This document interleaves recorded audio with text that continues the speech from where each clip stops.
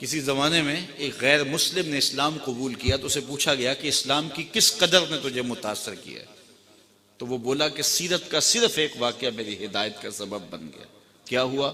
کہا مجلس رسول صلی اللہ علیہ وسلم لگی تھی، لوگوں کا ہجوم تھا، ایک شخص نے عرض کی حضور میرے لیے دعا کر دیجئے، میرا بچہ کئی دنوں سے گم ہے، مل نہیں رہا، مل جائے۔ قبل اس سے کہ حضور کے ہاتھ اٹھتے اور اجابت کے سارے در کھل جاتے، ایک شخص مجلس میں موجود تھا، کھڑا ہو گیا، حضور میں ابھی فلاں باغ کے قریب سے گزر کے آیا ہوں اور میں اس کے بچے کو جانتا ہوں، وہاں میں نے بچوں کے ساتھ کھیلتے ہوئے دیکھا ہے۔ باپ نے جب سنا کہ میرا بچہ فلاں باغ میں ہے تو اس نے دوڑ لگا دی، فرمایا اسے بلاؤ۔ بلایا گیا، بہت جلدی ہے؟ جی حضور آپ جانتے ہیں ایک باپ کے جذبات کیا ہوتے ہیں۔ کہا اچھی طرح آگاہ ہوں، لیکن تمہیں بلایا ہے تو بلانے کا بھی ایک مقصد تھا۔ جی حضور ارشاد فرمائیے۔ فرمایا جب باغ جاؤ بچوں کے ساتھ اپنے بچے کو کھیلتا ہوا دیکھ لو تو بیٹا بیٹا کہہ کے آوازیں نہ دینے لگ جانا، جو نام رکھا ہے اس نام سے پکارنا۔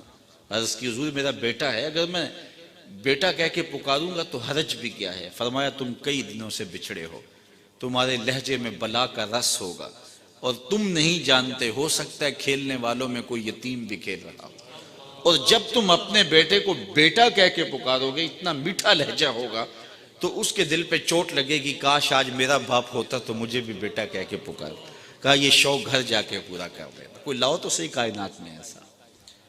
بیوہ کے سامنے اپنی بیوی سے پیار کرنے سے روکا گیا، یہ شریعت بیضا کا مزاج ہے۔ غریب کے سامنے اپنی دولت کی نمائش کرنے سے منع کیا گیا ہے، بلکہ میرے حضور نے یہاں تک فرمایا اپنے گوشت کی خوشبو سے غریب ہمسائے کو تکلیف نہ دو، یا تو تھوڑا سا پانی زیادہ ڈال لو اور شوربے کی ایک پیالی ہمسایوں کے گھر بھی بیچ دو، اور اگر ایسا نہیں کر سکتے تو ایسے زاویے میں کھانا پکاؤ کہ اس کے بچوں تک مہک نہ پہنچے۔ بچے ہوتے ہیں ضد کر بیٹھے تو وہ مزدور کیسے ضد پوری کرے گا؟ ان بلکتے بچوں کے آنسو کون پوچھے گا؟ وہ کیا کسی نے کہا نا دوپہر کو سلا دیتی ہے بچوں کو وہ اس ڈر سے، دوپہر کو سلا دیتی ہے بچوں کو وہ اس ڈر سے گلی میں پھر کھلونے بیچنے والا نہ آ جائے۔